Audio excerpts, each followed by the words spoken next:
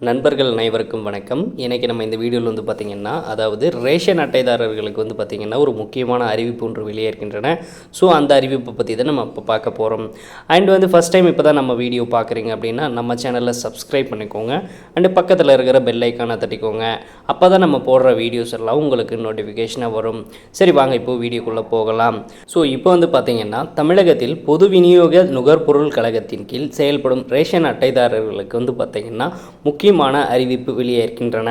அதாவது என்ன சொல்லியிருக்காங்க அப்படின்னு பார்த்தீங்கன்னா, பொது விநியோக திட்டத்தின் கீழ் செயல்படும் ரேஷன் கடைகளில் அரிசி, எண்ணெய், சர்க்கரை, கோதுமை, பருப்பு, குடும்பத்திற்கு தேவையான அத்தியாவசிய பொருட்கள் வழங்கப்படுகிறது.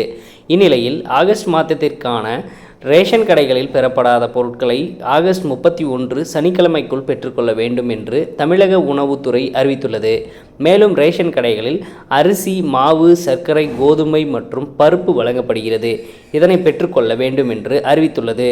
ஸோ வந்து பார்த்திங்கன்னா கண்டிப்பாக இந்த அப்டேட் உங்களுக்கு பயனுள்ளதாக இருக்கும் நம்புகிறோம். உடனுக்குடன் நம்மளுடைய அப்டேட்ஸை தெரிஞ்சுக்கணும் அப்படின்னா நம்ம சேனலோடு தொடர்ந்து இணைந்தீர்கள். நன்றி, வணக்கம்.